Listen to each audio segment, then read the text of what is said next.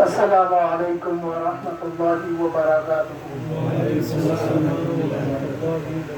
الحمد للہ رب العالمین، والصلاة والسلام علی سید الاولین والآخرین، نبی الانبیاء والمرسلین وعلی آلہ واصحابہ ومن تبعہم بإحسان الی یوم الدین، اما بعد۔ اعوذ باللہ من الشیطان الرجیم، بسم اللہ الرحمن الرحیم۔ لیلۃ القدر خیر من الف شہر، صدق اللہ العظیم وصدق رسولہ النبی الامین الکریم، ونحن علی ذلک لمن الشاہدین والشاکرین۔ الحدیث عن رسول اللہ صلی اللہ علیہ وسلم، حسین منی وانا من الحسین، او کما قال علیہ الصلاۃ والسلام۔ شاہ است حسین، بادشاہ است حسین، دین است حسین، دی پناہ است حسین، سرداد نداد دست در دست یزید، حقا کے بنائے لا الہ است حسین۔ سبحان اللہ۔ حاضرین و سامعین، الحمدللہ پچھلے 8 روز سے ہم شہادت سیدنا امام حسین علیہ السلام و جمیع شہداء کربلا کا ذکر سنتے سناتے آ رہے ہیں۔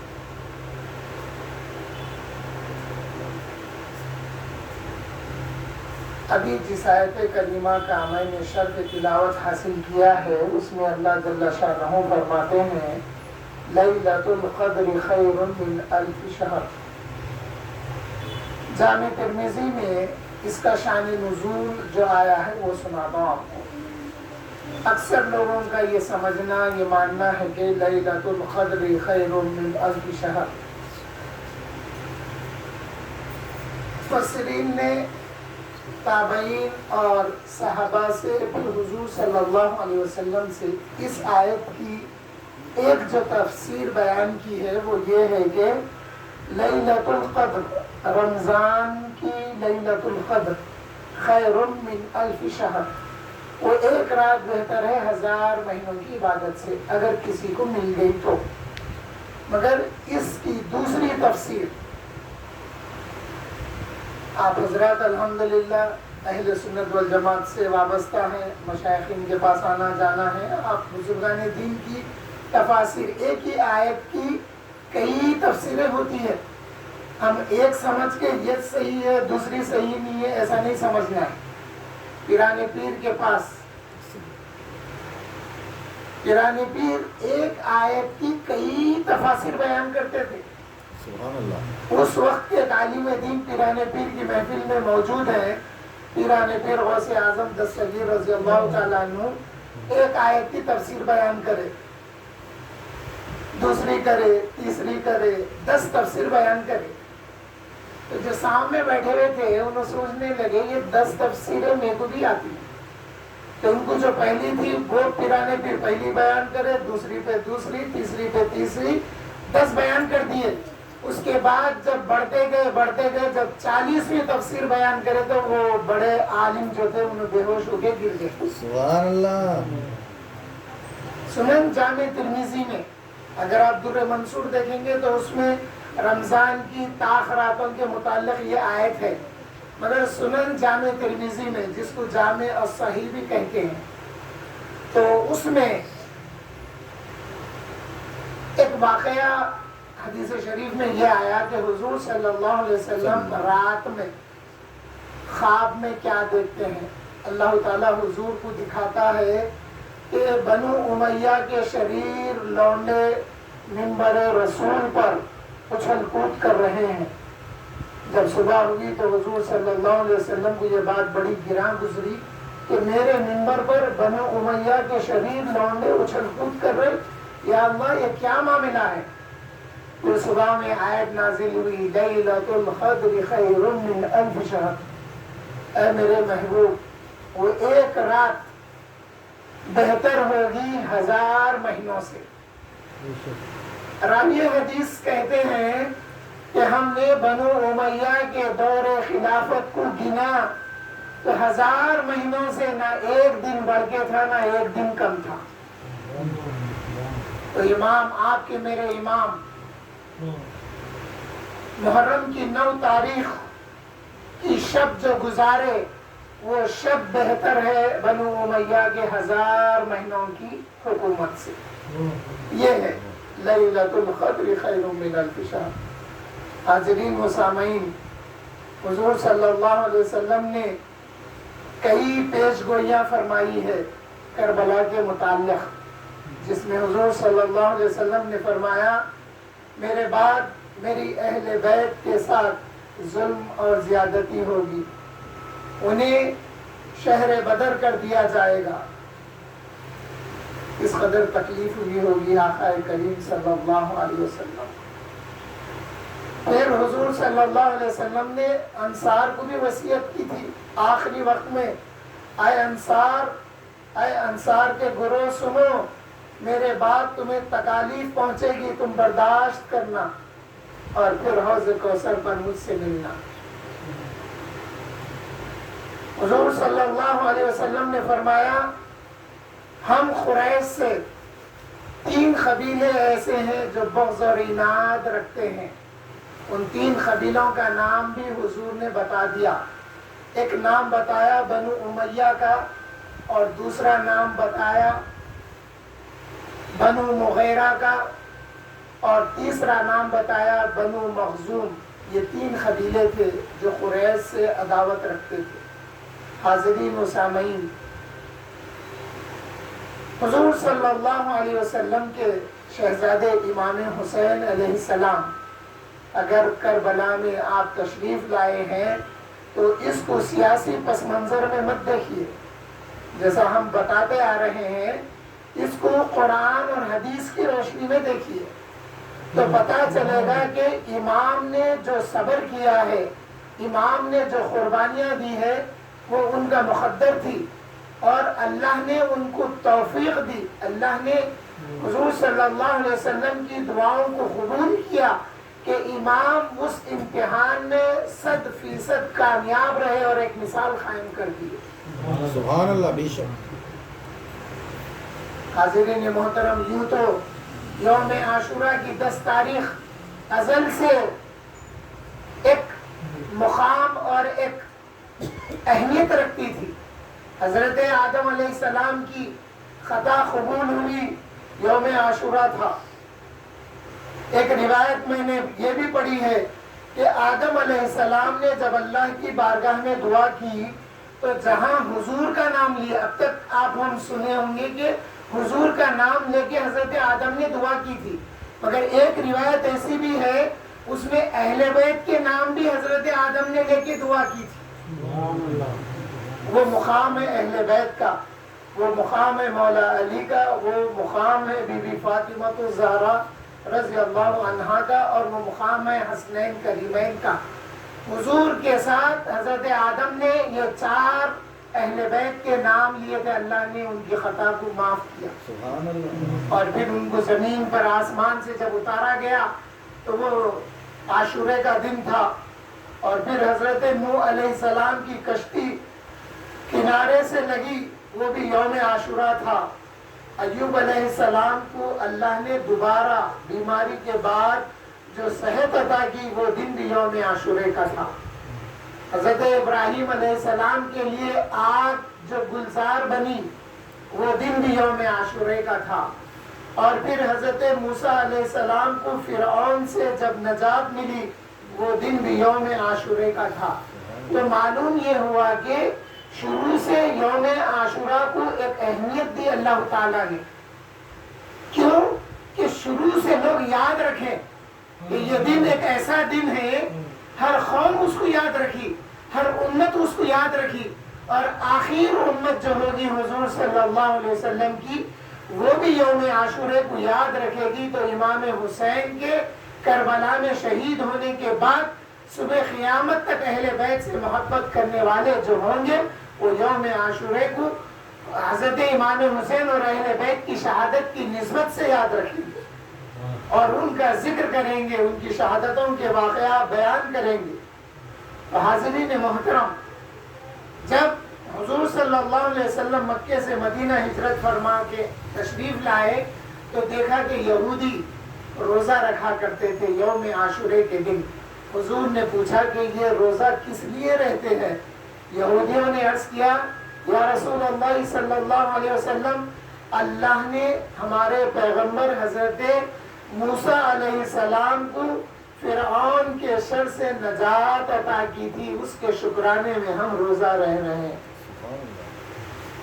اور حاضرین محترم، آپ کی معلومات کے لیے رمضان کے روزے فرض ہونے سے پہلے عاشورے کا روزہ رہنا ضروری تھا. رمضان کے روزے فرض ہونے کے بعد اب یہ عاشورے کا روزہ نفل کر دیا گیا، مگر اس کی اہمیت کو حضور صلی اللہ علیہ وسلم نے باقی رکھتے ہوئے آپ نے فرمایا کہ ہم زیادہ حقدار ہیں یہود سے، کہ ہم قریب ہیں حضرت موسیٰ سے، ہم روزہ رکھیں اس دن یوم عاشورے کے دن. پھر حضور فرمائے اگر آنے والے سال تک اگر میں زندہ رہا تو میں ایک دن کا روزہ اور رہوں گا شکرانے میں. تو علماء نے اس کی تطبیق یوں بتائی، اگر کوئی ایک روزہ رہ رہا ہے تو ٹھیک ہے، نفل روزہ ہے. اگر سنت کے مطابق، حضور کے قول کے مطابق اگر 2 دن روزے رہنا ہے تو 9، 10 یا 10، 11 کا روزہ رہیں گے. اور پھر حضور نے اس کی فضیلت یہ بھی بتائی کہ مدینہ منورہ میں حضور نے ایک منادی کے ذریعے ایک منادی کروائی تھی مدینے میں کہ جو صبح اس حالت میں کیے ہیں کہ وہ روزے سے نہیں ہیں تو ان کو رسول اللہ صلی اللہ علیہ وسلم کا پیغام ہے کہ وہ اب اسی حالت سے افطار تک یعنی غروب آفتاب تک روزے کو کنٹینیو کرے. اور پھر اس کی برکتیں اور اس کی فضیلتیں بھی آئی ہے کہ جو یوم عاشورے کے دن روزہ رہتا ہے اس کو سال بھر کی عبادت کا ثواب ملتا ہے، سال بھر کے روزوں کا ثواب ملتا ہے. یہ روزہ نفل ہونے کے باوجود ہمارے لیے باعث فضیلت ہے. حضور صلی اللہ علیہ وسلم نے اس کی بہت ساری اہمیتوں کو بتایا ہے. اور حاضرین محترم، جہاں اہل بیت کا ذکر ہوتا ہے وہاں پر ہم مولا علی کرم اللہ وجہہ بی بی فاطمہ الزہرا حسنین کریمین کا ذکر اس لیے کرتے ہیں کہ اللہ نے قرآن کریم میں ان کی محبت اور ان کی مودت کا حکم دیا ہے. جیسا ہم پچھلے ٹائم ان آیتوں پر بڑی تفصیلی گفتگو کیا ہے، لیکن اب میں مختصر ان باتوں کو عرض کر کے آگے بڑھ جاؤں گا.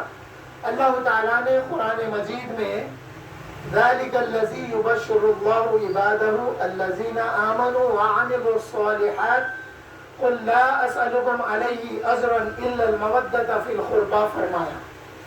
جیسا اگر اس کا آپ ترجمہ دیکھیں گے تو ذَلِكَ الَّذِي يُبَشِّرُ اللَّهُ عِبَادَهُ، یہ وہ خوشخبری ہے اللہ جو اپنے بندوں کو دیتا ہے جنہوں نے ایمان لائے اور نیک عمل کیے. پھر قُلْ لَا أَسْأَلُكُمْ عَلَيْهِ أَجْرًا إِلَّا الْمَوَدَّةَ فِي الْقُرْبَى اللہ نے فرمایا ہے. اس کا ترجمہ یہ ہے کہ اللہ نے فرمایا اے میرے محبوب ان سے کہہ دو، یہ انصار مدینہ سے کہہ دو. تو انصار مدینہ کو کب یہ حکم ملا کے بتا دو؟ تو انصار مدینہ مال اکٹھا کیے تھے. مال اکٹھا کر کے جب حضور کی بارگاہ میں آئے تو ان کی افتخار کی باتوں پر، ان کی ناز کی باتوں پر حضور نے ان سے پوچھا تھا کہ اے انصار مدینہ تم نے افتخار کی باتیں کر گئے ہیں اور میں تم سے ایک سوال کرتا ہوں، تم جواب دو گے؟ تو انصار مدینہ بولے یا رسول اللہ ہم آپ کے سامنے کیا جواب دیں گے؟ یا رسول اللہ ہم خاسر ہیں جواب دینے سے. تو پھر حضور صلی اللہ علیہ وسلم بات تفصیلی بتا چکے ہیں. خاسر سے مطلب یہ میں اپنے سے یہ بات سمجھایا کہ حضور صلی اللہ علیہ وسلم کا سوال. حاضرین محترم، ایک دفعہ ایسا ہوا کہ حضور فرمائے کہ پوچھو جو پوچھنا ہے. صحابہ ادب میں خاموش تھے. صحابہ نے سوال نہیں کیا رسول اللہ صلی اللہ علیہ وسلم سے. اللہ نے جبرائیل امین کو بھیجا، اے جبرائیل جاؤ میرے مصطفیٰ نے اپنے صحابہ سے سوال کیا ہے. صحابہ کی ہمت نہیں ہو رہی، حضور سے سوال کرنے میں تاخیر ہو رہی ہے. میرے مصطفیٰ نے سوال کیا ہے جبرائیل تم زمین پر جاؤ، جا کے صحابہ کے درمیان میں بیٹھ کے مصطفیٰ سے سوال کرو. تو جبرائیل امین انسانی شکل میں آئے تھے. دیہائے قلبی کی شکل میں آئے تھے. آ کر وہ حدیث ایمان جو ہے نا وہ سوال کرنے لگے. اس کے بعد میں حضور نے فرمایا اے میرے صحابہ جانتے ہو آنے والا کون تھا؟ آنے والا جبرائیل امین تھا. حضور نے بھیجا جاؤ تلاش کرو جو ابھی نکل کر گیا ہے اسے لے آؤ میرے پاس. حضرت عمر نکلے واپس آ کے بولے یا رسول اللہ وہ تو نکل چکا ہے ہم اس سے ملاقات نہیں کر سکے. حضور فرمائے وہ جبرائیل امین تھے جو سوال کر رہے تھے تمہاری تعلیم کے لیے. میں نے تم سے کہا تم نے سوال نہیں کیا اللہ نے جبرائیل کو بھیجا تھا. تو صحابہ جو انصار مدینہ تھے ان کی ہمت کیا ہوتی تھی کہ حضور کے سوال پہ جواب دے. حالانکہ حضرت ابوبکر اور حضرت عمر رضی اللہ تعالیٰ عنہ کا یہ معاملہ تھا جب حضرت ابوبکر عرض کرتے تو دو بار پوچھنا پڑتا تھا. ان کی آواز اتنی آہستہ تھی حضور کی بارگاہ میں. حضرت عمر بھی آواز کو اپنی آہستہ رکھ کے حضور سے گفتگو کرتے تھے. یہ ادب تھا صحابہ کا. تو حضور صلی اللہ علیہ وسلم جب انصار مدینہ سے پوچھے انصار مدینہ خاموش ہو گئے. یا رسول اللہ ہم کیا جواب دے سکتے ہیں آپ کا؟ پھر حضور نے پوچھا کہ آئے انصار مدینہ دیکھو تمہیں جو عزتیں ملی ہے میرے ہجرت کر کے آنے کی وجہ سے تمہیں عزتیں ملی ہے. انصار مدینہ عرض گزار ہوئے یا رسول اللہ جی ہاں جو کچھ عزتیں میسر آئی ہے آپ کی تشریف آوری کی وجہ سے. حضور ایسے ہی سوال کرتے گئے. وہ عاجز ہو گئے ہر سوال پر. پھر انہوں نے آخر کار کیا کیا جو مال لایا تھا وہ مال گھٹنوں کے بل بارگاہ رسالت میں بیٹھ گئے. ادب میں گھٹنوں کے بل بیٹھ گئے. بیٹھ کے وہ جو مال لائے تھے وہ مال حضور کی بارگاہ میں پیش کر دیے اور کہنے لگے یا رسول اللہ ہمارا مال ہماری جانیں ہماری اولاد ہمارے دائرے اختیار میں جو کچھ ہے یا رسول اللہ یہ اللہ اس کے رسول کے لیے قبول فرمائی.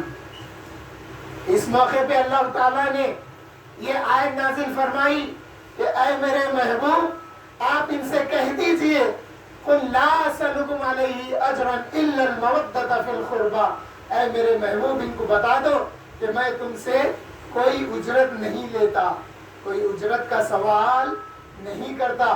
حاضرین محترم جب حضور نے فرمایا لا اسألکم علیہ اجرا تو پھر اللہ نے فرمایا اے محبوب بتا دو جب آپ اجر نہیں لیتے تو میں کہتا ہوں الا المودۃ فی القربى. اللہ کا حکم ہے کہ حضور کے قرابت داروں کے ساتھ مودت سے رہنا. اس کا ترجمہ محبت کر کے گزر جاتے. محبت اور مودت میں فرق ہے. مودت کیا ہے محبت کیا ہے؟ محبت یہ ہے کچھ لینا دینا رہا کچھ کھانا پینا رہا محبت باقی ہے.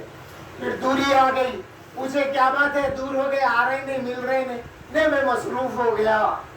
مگر مودت کیا ہے؟ دور ہونے کے باوجود بھی آج کے زمانے میں فون کے ذریعے کانٹیکٹ کر کے فون کے ذریعے بات چیت کر کے نہیں بھائی نہیں جو بھی ہے چچا ہے والد ہے صاحب ہے نہیں آپ کی یاد آئی تو اس لیے فون کر دیا. ورنہ محبت یہ ہے کہ دور ہو گئے تو مہینوں گزر گئے فون نہیں آیا سال ہو گیا فون نہیں آیا. مگر دور ہو گئے ایک دن ہو گیا تھا بے چینی ہو گئی فون کر لیے کہ نہیں آپ کی یاد آئی اس لیے میں فون کر لیا. آپ سے دور ہوں آ تو نہیں سکا مگر فون پہ آپ سے بات کر لیا اطمینان ہو گیا. تو یہ تھی مودت. یہ ہے مودت. جب تک اس امت کا تعلق اہل بیت سے مودت کے ساتھ تھا تو پھر ہم نے اپنے بچوں کے نام اہل بیت پر بھی نام رکھا. ہم نے اہل بیت کا ذکر اس طرح سے بھی کیا جلسے منعقد کیے ذکر اہل بیت کے. پھر یوم عاشورے کے دن مرکزی جلسہ جیسا 40 سال سے جامع مسجد افضل گنج میں منعقد ہوتا آ رہا ہے الحمدللہ بلا ناغہ. لاک ڈاؤن کے سیزن میں بھی ہمارے جلسے ہوئے ہیں. لاک ڈاؤن میں بھی الحمدللہ ہمارے جلسے ہوئے ہیں. ناغہ نہیں ہوا یہ اللہ کا کرم ہے. تو معلوم یہ ہوا کہ سال بھر اہل بیت کا ذکر کرنا اور خاص کر کے محرم کے مہینے میں عاشورے کے 10 دنوں میں مجلسیں رکھنا اور ذکر کرنا فاتحہ کا اہتمام دلانا. گھروں میں کوئی محفل رکھ رہے مجلس رکھ رہے تو اس کو ذکر اہل بیت کا نام دینا یا شہادت امام حسین کا نام دینا یہ اہل سنت والجماعت کا طریقہ کار رہا ہے. حاضرین محترم جب یہ مال رکھ کر صحابہ نے انصار مدینہ نے پوچھا یا رسول اللہ صلی اللہ علیہ وسلم من ہم الذین وجبت علینا مودتہم، یا رسول اللہ وہ کون ہے جن کی محبت اللہ نے ہم پر واجب کر دی ہے؟ تو پھر حضور صلی اللہ علیہ وسلم نے فرمایا وہ علی ہے، وہ فاطمہ ہے، اور وہ دو ان کے شہزادے ہیں۔ یہ نام حضور صلی اللہ علیہ وسلم نے لے کر بتایا کہ ان کی مودت امت پر واجب ہے۔ مگر آج کا بھولا سنی ہمارے جلسوں میں محبت اہل بیت سن کر، اہل بیت سے اپنے تعلق کو مضبوط رکھنا سن کر، اور ایمان کی سلامتی اہل بیت کی محبت میں ہے سن کر، اگر کوئی علم دیکھنے کے لیے دارالشفا یا پنجے شاہ جاتا ہے تو وہ محبت نہیں ہے، اگر علم بٹھانے والوں کا ساتھ دیتا ہے تو وہ محبت نہیں ہے، اور علم کے جلوس میں شریک ہوتا ہے تو وہ اہل بیت سے محبت نہیں ہے۔ محبت تو یہ ہے ذکر امام حسین کریے، وہ طریقہ ہمارا نہیں ہے، وہ طریقہ اہل سنت والجماعت کا نہیں ہے۔ اگر آپ علم کی ابتدا پر غور و فکر کریں گے تو معلوم ہوگا جن یزیدیوں نے امام حسین کو شہید کر کر اپنے نیزوں پر امام حسین کا سر مبارک لگا کر ایک جلوس بنا کر جب وہ دمشق کی طرف گئے، ملک شام سے گزرے، تو پھر وہ کام یزیدیوں کا ہے۔ علم بٹھانا، علم نکالنا، علم کا جلوس لے جانا اور علم کے ساتھ جانا، علم کے جو بھی انتظامات ہے اس میں تعاون کرنا، وہ اہل سنت والجماعت کا کام نہیں ہے، اور وہ اظہار محبت اہل بیت نہیں ہے۔ علم پہ ڈھٹی چڑھانا یہ غلط ہے، علم پہ کھوپڑا لگانا یہ غلط ہے، اور علم کو اچھا سمجھنا یہ بھی غلط ہے، یہ گناہ کے کام ہیں۔ آپ غور کریے، وہ جو جلوس نکلا تھا امام حسین کے سر مبارک کو لے کر، اس میں اور اس میں کیا فرق ہے؟ اسی واقعے کا اعادہ یہ لوگ کرتے ہیں، اسی واقعے کا اعادہ یہ لوگ کرتے ہیں، تو ان کے ساتھ تعاون نہیں کرنا یہ غلط ہے۔ پھر ہمیں کرنا کیا ہے؟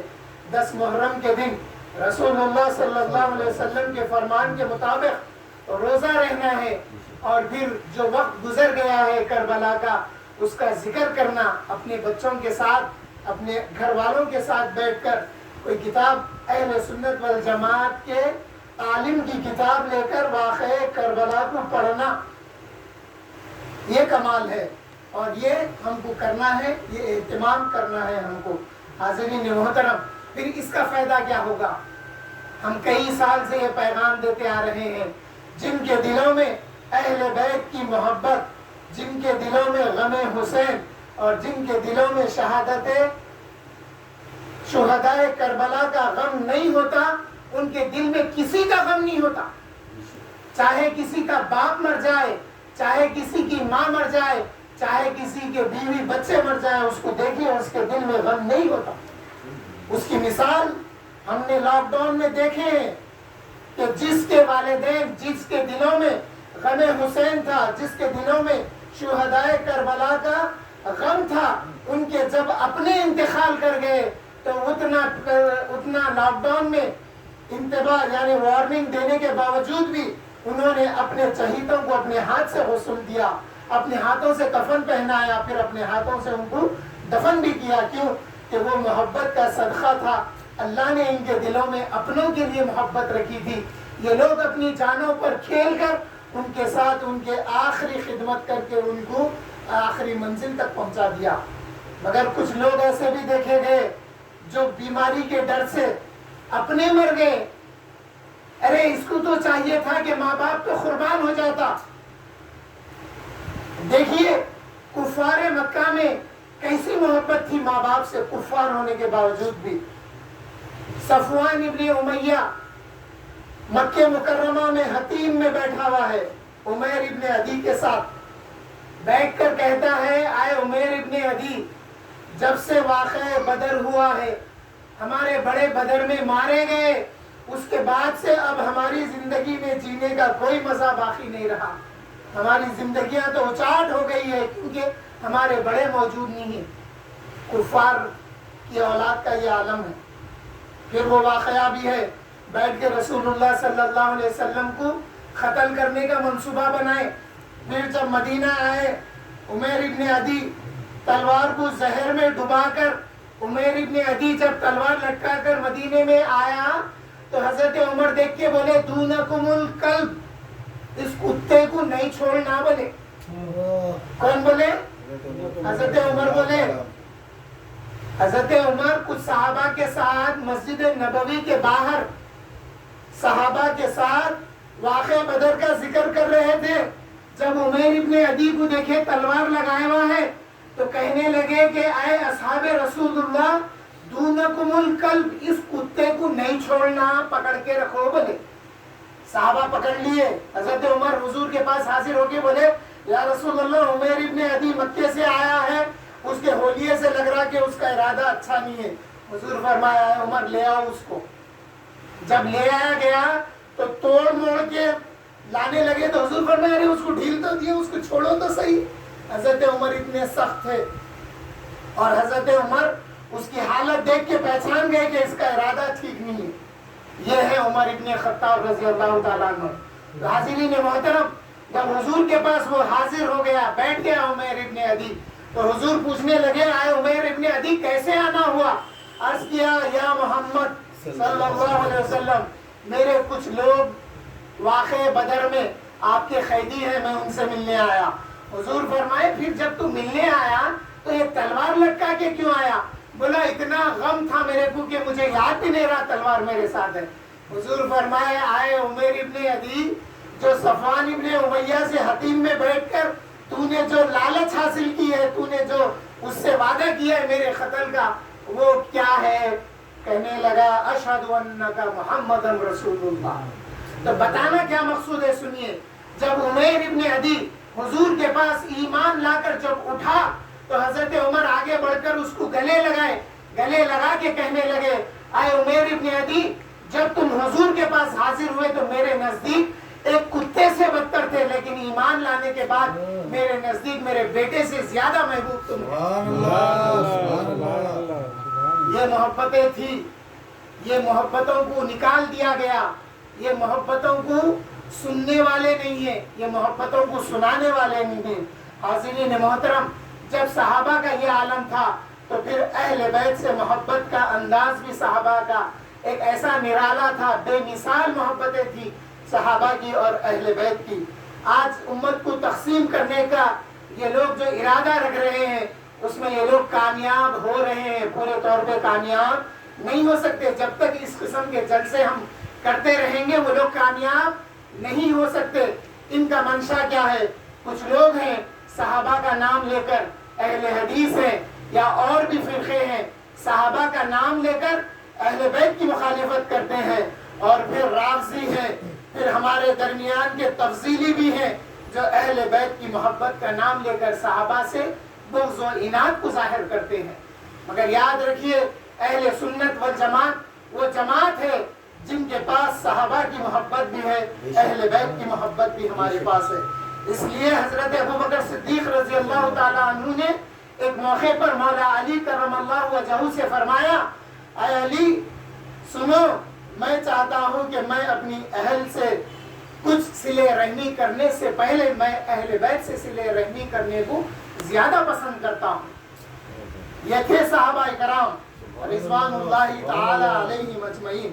حاضرین محترم، حضور صلی اللہ علیہ وسلم نے جب ہم کو آنے والے واقعات بتا دیے، قرآن میں آنے والے واقعات کا ذکر ہو گیا، ہم ایمان لائے. حضور نے قیامت کی علامتیں بتائی، ہم نے ایمان لایا. مرنے کے احوال بتائے، ہم نے ایمان لایا. مرنے کے بعد برزخ کا احوال ذکر کیا، ہم نے ایمان لایا. اور پھر روز محشر سور پھونکنے کا ذکر ہوا، ہم نے ان تمام چیزوں پر ایمان لایا. پھر حضور نے یہ بھی بتایا کہ لوگوں دیکھو، حضرت ابوبکر سے حضور نے بتایا، حضرت علی کرم اللہ وجہہ سے حضور نے بتایا، بی بی فاطمہ سے حضور نے بتایا، اور پھر حضرت ام المومنین عائشہ صدیقہ سے حضور نے بتایا، حضرت ام سلمہ سے حضور نے بتایا کہ میرا شہزادہ حسین کربلا میں شہید کر دیا جائے گا. حاضرین محترم، امام حسین کا کربلا میں آنا حضور صلی اللہ علیہ وسلم کی پیشن گوئی کے مطابق ہے. جیسا میں نے ابھی بتایا اس کو سیاسی پس منظر میں مت دیکھیے. اور اگر آپ سیاسی پس منظر میں اگر دیکھتے بھی ہیں اس واقعے کو تو کامیاب امام حسین ہی ہے. ان کو مجبور مت سمجھیے.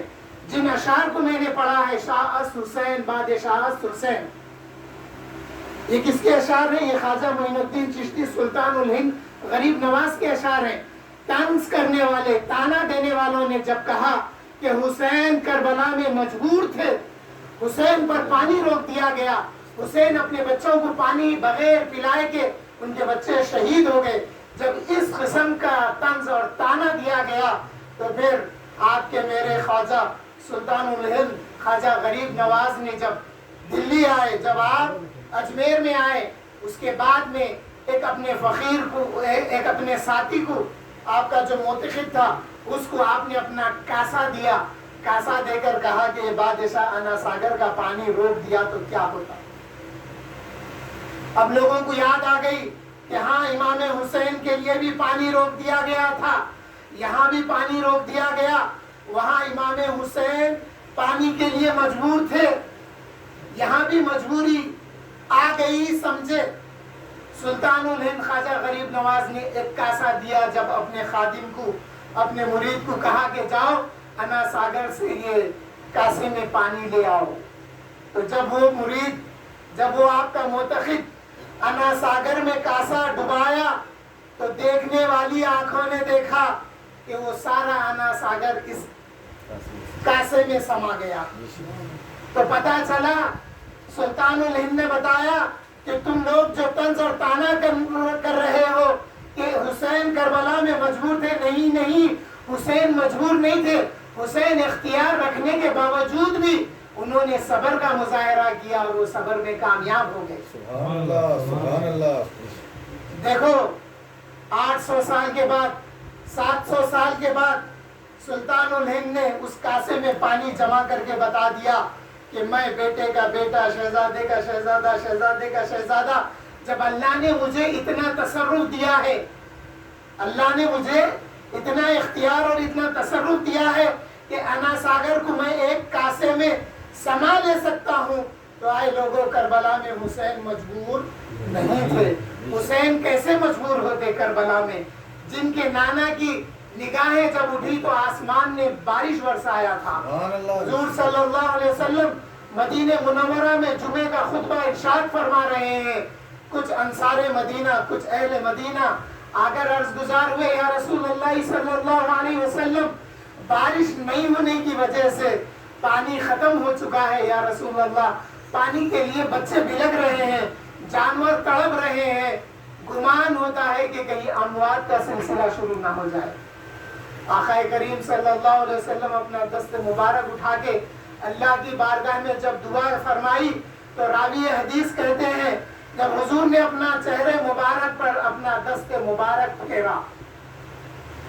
حاضرین محترم، ہمارا طریقہ کار ہے جب ہم حدیث بتاتے ہیں تو اس میں کچھ اور بھی نکات بتاتے ہیں. تو حضور نے جب اپنا چہرے مبارک پر اپنا دست مبارک پھیرا تو احادیث مبارکہ میں کئی جگہ آیا ہے حضور جب دست مبارک دراز کر کے دعا کرتے تو اپنے دست مبارک کو چہرے مبارک پر پھیر لیتے تھے. تو ہمیں بھی ادب کے ساتھ اپنے دونوں ہاتھوں کو چہرے پر پھیر لینا ہے. بعض لوگوں کو دیکھا گیا یوں یوں کر لیتے، بعض لوگ ایسے ہیں چہرے پہ ہاتھ ہی نہیں پھیر. ہمارا مرکز جو ہے اہل سنت والجماعت، اور ہم ایک ایسی خانقاہ سے جڑے ہوئے ہیں بحر النوم کی، جہاں پر تعلیم دینا، تربیت دینا، تعلیم حاصل کرنا، تربیت حاصل کرنا ہمارے مزاج میں موجود ہے. اگر کوئی بتاتے ہیں تو ہم اس کو قبول بھی کرتے ہیں اور وقت آنے پہ ہم بتاتے بھی ہیں. تو حضور راوی حدیث کہتے ہیں کہ جب حضور صلی اللہ علیہ وسلم نے اپنا دست مبارک چہرے انور پر پھیرا تو بادل چھا گئے اور بارش برسنے لگی. پھر صحابہ اکرام اس بارش میں اپنے گھروں کو چلے گئے. 1 ہفتے تک بارش ہوتے رہی. پھر جب واپس آئے تو جمعے کا خطبہ سننے کے بعد صحابہ عرض کرے، یا رسول اللہ، بارش کا یہ عالم ہے کہ بارش کی کثرت کی وجہ سے یہ گمان ہوتا ہے کہ کہیں بچے اور جانور مر نہ جائیں، یا رسول اللہ دعا کیجئے کہ بارش اب مدینے میں نہ برسے بلکہ مدینے کے اطراف میں برسے۔ حضور صلی اللہ علیہ وسلم اپنے منبر مبارک پر ہوتے ہوئے آپ نے انگلی کا اشارہ کیا، اللہم حوالینا وما علینا۔ راوی حدیث کہتے ہیں حضور جیسے جیسے اپنے دست مبارک کو بڑھاتے جاتے بارش ویسا مدینے سے باہر برستی اور ہوتے ہوتے بارش مدینے کے باہر برسنے لگی۔ وہ نانا کے نواسے آپ کے میرے حسین، ان کے لیے پانی کی کوئی مجبوری نہیں تھی، بے شک، ان کے لیے پانی کی کوئی مجبوری نہیں تھی۔ اور پھر وہ پوترے بھی ہیں کس کے؟ حضرت سیدنا اسماعیل علیہ السلام کے، جن کے خدم مبارک کے ایک اشارے نے زمزم کو جو جاری کیا تو آج تک وہ جاری اور ساری ہے۔ امام حسین کے لیے پانی کی کوئی مجبوری نہیں تھی۔ آئیے پھر عقیدے کی بات بتاتا ہوں۔ جب حضرت سیدنا اسماعیل علیہ السلام زمین پر جب ایڑی مارے تو پانی جاری ہو گیا، اب لوگ کہنے لگے کہ نہیں وہاں پہ جبرائیل امین تھے، انہوں نے اشارہ کیا تو حضرت اسماعیل علیہ السلام نے ایڑی ماری۔ ارے ہاں بھائی جبرائیل تھے ضرور، انکار کون کر رہے ہیں؟ پانی کس کی ایڑی سے نکلا؟ سبحان اللہ، پانی کس کی ایڑی سے نکلا؟ حضرت اسماعیل علیہ السلام کی ایڑی سے نکلا پانی۔ اور یہ جو نمازوں میں قبلے کا اہتمام تو ہر ایک کے لیے ضروری ہے، مگر جو بے ادب ہے نا آثار مبارک کے جو بے ادب ہے وہ لوگ تو یہاں سے بھی پڑھتے، وہاں جا کے بھی آثار مبارک کے پیچھے کھڑے ہو کے نماز پڑھتے، مصلی بنا کے، سمجھ گئے ہوں گے آپ لوگ۔ حضرت ابراہیم علیہ السلام کے خدم مبارک کا جہاں نشان ہے، اللہ نے حکم دیا وَاتَّخِذُوا مِن مَقَامِ إِبْرَاهِيمَ مُصَلًّى۔ حضرت عمر نے خواہش کی، آیت نازل ہو گئی، میرے ابراہیم جس پتھر پر کھڑے ہو کر اے میرے محبوب آپ کی بعثت کی دعا کی تھی، اس پتھر کے پیچھے کھڑے ہو کے ان کو نماز پڑھنا چاہیے، بے شک یہ میرے حرم میں آ گئے ہیں مگر قبلہ یہ ہوگا۔ نہ صرف وہ پتھر بلکہ اس پتھر میں حضرت ابراہیم علیہ السلام کے خدم مبارک کے نشان آج بھی موجود ہیں۔ تو حاضرین محترم، تو امام حسین کے لیے کربلا میں پانی کی کوئی مجبوری نہیں تھی۔ اور آپ کا میرا عقیدہ تو یہ ہے کہ اگر آپ کے میرے امام نگاہیں آسمان کی طرف کرتے تو بارش برسانے والے فرشتے جو ابر کو ادھر سے ادھر لے جاتے، جب وہ کھولنا مارتے ہیں تو بجلی چمکتی ہے جس کو رات کہتے ہیں۔ ابر کے لیے کچھ فرشتے مقرر ہیں، بارش برسانا ہے ادھر سے ابر کو جب بارش کے لے جانا ہوتا تو ان کو کولہ مارا جاتا۔ حدیث مبارکہ میں جب کولے کا مار لگتا تو جو چمک پیدا ہوتی وہ بجلی ہے، جس کو ہم لوگ بجلی کہتے ہیں، عربی میں رات کہتے ہیں۔ تو پھر پانی کی مجبوری نہیں تھی۔ اگر حسین ابن علی رضی اللہ عنہ علیہ السلام نگاہیں آسمان کی طرف کرتے تو فرشتے پانی برساتے تھے۔ کیوں؟ مباہلے میں امام حسین ساتھ ہے، امام حسن ساتھ ہے، بی بی فاطمہ ہے، مولا علی ہے، حضور ہے۔ جب گھر سے نکلے مباہلے کے لیے، جب مباہلے کا واقعہ ہو گیا، یہ آیتیں اور تفصیلی واقعہ بیان کر چکے ہیں، آج موقع نہیں ہے، مگر ایک اس میں سے ایک پوائنٹ بتاتا ہوں، یہ ہے جب وہ واقعے میں نجران کے عیسائی عاجز ہو گئے اور حضور سے مصالحت کر لی تو حضور نے فرمایا میں دیکھ رہا تھا آسمان اول تک فرشتے عذاب لے کر نازل ہو چکے تھے، منتظر تھے، اگر میں بددعا کرتا اور حسین آمین کہتے، حسن آمین کہتے، فاطمہ آمین کہتے اور علی آمین کہتے تو فرشتے عذاب کو نازل کر دیتے۔ تو وہ حسین ہیں جن کے آمین کہنے سے فرشتے عذاب لے کر آسمان اول تک آ چکے تھے، نازل کر دیتے عذاب کو۔ تو وہ حسین کے لیے پانی کا کوئی مسئلہ نہیں تھا، نگاہ کرتے تو آسمان پانی برسا دیتا، اور زمین کی طرف نگاہ کرتے تو زمین پانی کے چشمے ابال دیتی تھی۔ نہ صرف یہ، اگر فرات کی طرف نگاہ کرتے کہتے کچھ نہیں، اگر نگاہ کرتے تو بے شک فرات امن کر امام حسین کے قدموں میں آ جاتا تھا۔ حاضرین محترم، مزید تفصیل کے لیے آپ جو ہے کل زین فنکشن ہال تالاب کٹے کے پاس تشریف لائیے، پھر اتوار کے دن انشاءاللہ تعالی مرکزی جلسہ جامع مسجد افضل گنج میں ہوگا، جو 41واں سالانہ جلسہ ہوگا، جہاں پر آفتاب خطابت کا بصیرت افروز خطاب ہوگا، اور میں عاجز وہاں پر دعائے عاشورہ پڑھانے کی ہمت کروں گا اللہ اس کے رسول کی توفیق سے، اور شہدائے کربلا امام حسین کے صدقے و تصدق میں۔ حاضرین محترم، آخری بات، ٹائم انشاءاللہ صبح 10:30 بجے جلسہ شروع ہوگا، اور 11:30 بجے دعائے عاشورہ، 12:30 بجے دعائے عاشورہ پڑھی جائے گی، اس میں بھی شریک ہوئیے۔ میسیج، ہر جلسے کا ہمارا ایک میسیج ہوتا ہے، اور میں چاہتا ہوں کہ جو بھی پروگرام ہم کرتے ہیں اس کا ایک میسیج ہونا۔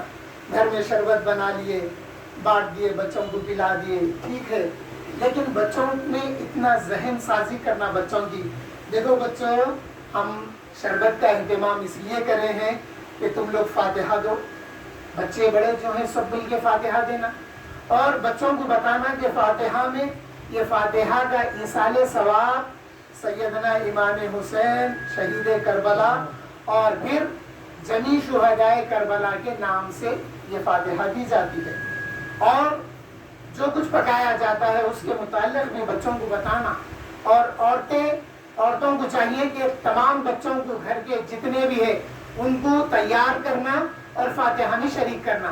نئے چھوٹے بچے ہیں بلکہ ایزی نہ لے لینا، بچپن سے ہی بچوں کو ایسے فاتحہ وغیرہ میں شریک کریں، تو اس موقع پہ بچے اپنے سے تیار ہو کے فاتحہ وغیرہ میں شریک ہوتے ہیں۔ اور حاضرین محترم، طنز کرنے والے بہت ساری باتوں کا طنز کرتے ہیں، ایک طنز کا جواب دے کے اپنی بات کو پوری کر لیتا ہوں۔ آج کل طنز کر رہے ہیں کہ امام حسین کی شہادت کا بڑا چرچا اور بڑا ذکر کرتے ہیں آپ لوگ۔ سید الشہداء